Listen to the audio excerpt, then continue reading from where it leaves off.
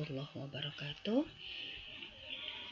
Mari kita yang berikutnya yaitu perkembangan jiwa keagamaan pada anak dan remaja. Ya, jadi manusia dilahirkan itu dalam keadaan lemah fisik maupun psikis. Walaupun dalam keadaan yang demikian, ia telah memiliki kemampuan bawaan yang bersifat laten. Jadi potensi bawaan ini memerlukan pengembangan melalui bimbingan dan pemeliharaan yang mantap.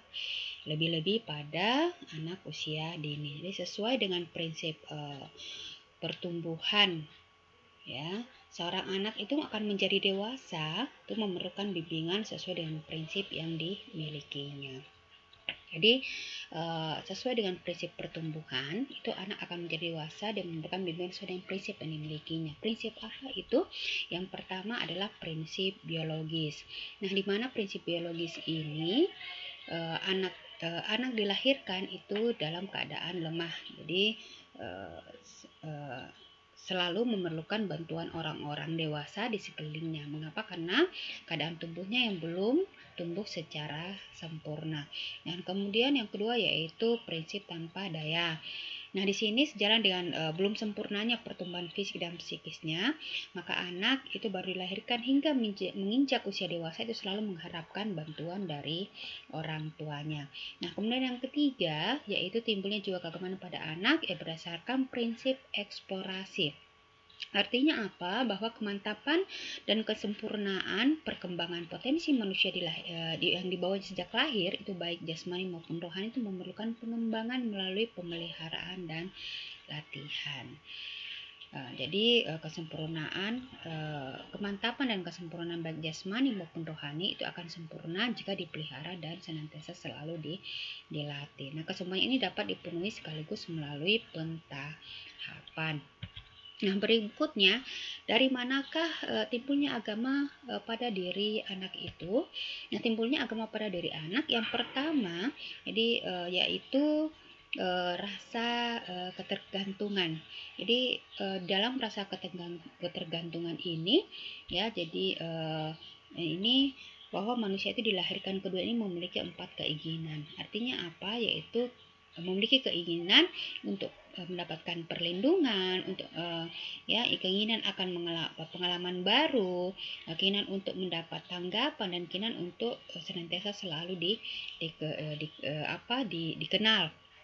Nah, dari rasa ketergantungan inilah ya pengalaman yang diterimanya itu dari lingkungan, maka akan terbentuk rasa keagamaan pada diri anak. Nah, kemudian yaitu yang kedua yaitu insting keagamaan, di mana bayi yang dilahirkan itu sudah memiliki beberapa insting, ya, diantaranya insting keagamaan, namun itu belum terlihat ya tindak keagamaan pada diri anak. Mengapa? Karena beberapa fungsi kejiwaan yang menopang kematangan berfungsi instingnya itu belum sempurna. Nah, perkembangan agama pada anak-anak. Jadi perkembangan agama anak-anak itu melalui beberapa fase, ya, atau tingkatan, di mana seorang ahli bernama Ernest Hart dalam bukunya The Development of Religions on Children, dia mengatakan bahwa perkembangan agama pada anak itu melalui 3 tingkatan. Yang pertama adalah the fairy tale stage atau tingkat dongeng, di mana anak usia ini memperkenalkan agama itu dengan memberikan pemahaman atau mendengarkan cerita-cerita dongeng terkait dengan agama. Kemudian yang kedua yaitu tingkat kenyataan atau the realistic stage.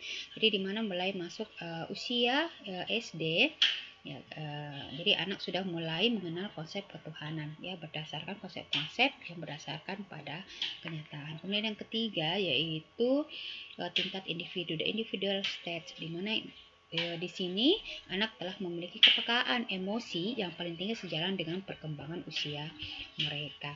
Nah, kita masuk ke dalam perkembangan jiwa keagamaan pada remaja. Jadi di dalam pembagian tahapan perkembangan manusia, ya, masa remaja itu menduduki tahap progresif. di mana